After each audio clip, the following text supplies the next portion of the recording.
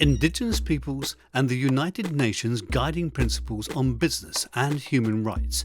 Indigenous peoples' lands, territories and resources are often regarded by the dominant states and businesses as a resource that can simply be taken and exploited. Traditional Sami lands, they are considered state property. As Indigenous peoples defend their rights, they are criminalised, marginalised and abused.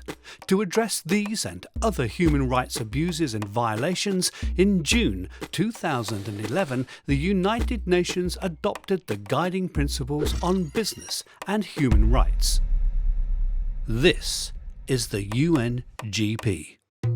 Business can create jobs, growth and infrastructure, but can also engage in corruption, pollution and human rights violations. So it is important to implement the guiding principles to ensure businesses respect human rights. The UNGP is a framework applicable to states and businesses. It clarifies their duties and responsibilities in relation to human rights when doing business. These apply to all states and to all business enterprises, both small and large, local and international. The UNGP consists of 3 pillars: protect, respect, remedy. Protect. The state's duty is to protect against human rights abuses. Respect.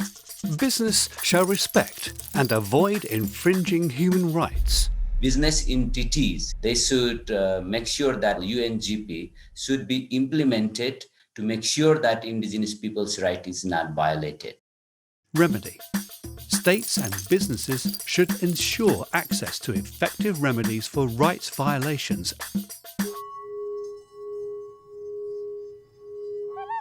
Supporting the UNGP. The UNGP is overseen by the UN Working Group on Business and Human Rights. Their mandate is to promote the UNGP, identify good practices, make recommendations for effective remedies, monitor alleged human rights abuses and intervene if necessary, and importantly, guide the UN Forum on Business and Human Rights. The UN Forum on Business and Human Rights is an annual 3-day event. It serves as a global platform for stakeholders to discuss trends and challenges and promote dialogue and cooperation on issues linked to business and human rights. The participation of Indigenous peoples within the forum enables them to advocate for the inclusion of the collective rights enshrined in the UN Declaration of the Rights of Indigenous Peoples, UnGP. И могу сказать, что форум, который проводится ежегодно, форум глобальный бизнес и права человека, на нем голос коренных народов очень-очень громко. Я очень надеюсь, что рабочая группа также продолжит работать по коренным народам, по защите их прав.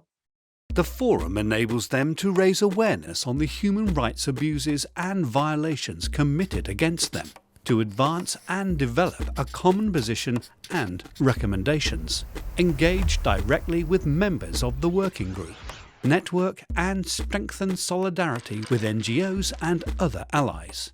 Engage with financial institutions, businesses and states and other relevant actors. It is fundamental that Indigenous peoples engage at the different levels: international, regional and national. Implementing the UNGP, National Action Plans, NAP. These should be developed through a multi-stakeholder platform including Indigenous peoples. An NAP should include commitments by the states on how business will be regulated and how the 3 pillars will be implemented. A decade of UNGP implementation. After 10 years of the UNGP, challenges still remain as the rights of Indigenous peoples continue to be ignored and violated by states and businesses. For example, on the Norwegian side, there is the Fosen wind power plant, which is, I believe, the biggest wind power park in Europe. And that is built on traditional Sami territories and without consent. There are some good experience, but there are some not so good experiences on these mines. We want people here have a job, but they don't actually do that. And there's also a lot of environmental issues. The NAPs in many countries miss the opportunity to address wide-scale violation of human rights, as well as developing policies to implement the standards enshrined in UnGP. This includes free, prior and informed consent, FPIC, and the recognition of customary justice systems as part of the remedy pillar. Nuestros territorios y bosques son vida, no son mercancía. Los pueblos indígenas hemos insistido que nuestros territorios no están a la venta.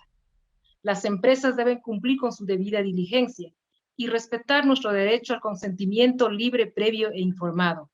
Asimismo, deben cumplir con los estándares internacionales de derechos humanos en todas sus actividades, incluida su cadena de producción. However, progress has been made that benefits Indigenous peoples, including voluntary due diligence by businesses, an increase of NAPs with the participation of Indigenous peoples, raised awareness and attention to human rights abuses.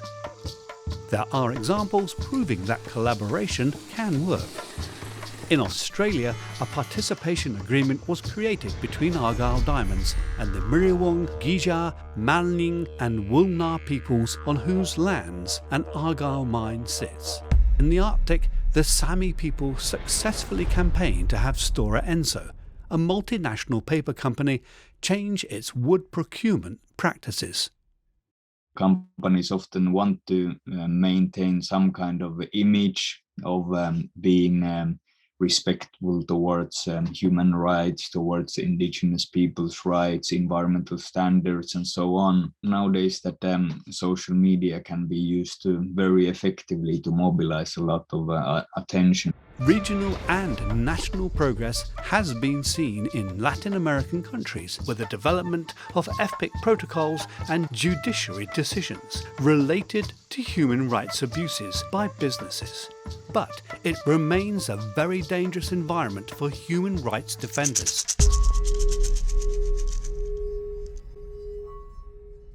What do Indigenous peoples want over the next 10 years?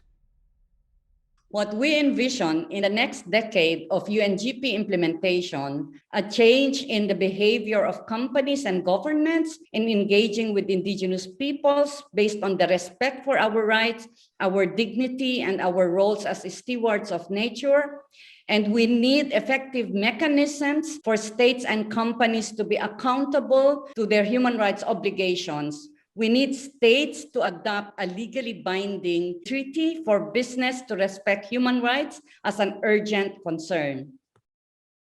There are differences between the hopes related to states, business, and among Indigenous peoples themselves, but there are fundamentals that form the foundation of the cooperation required to achieve a sustainable balance between business, human rights, and Indigenous peoples. So what is it that Indigenous peoples are hoping for? Integration of the UNDRIP in the UNGP implementation, including the proper application of FPIC.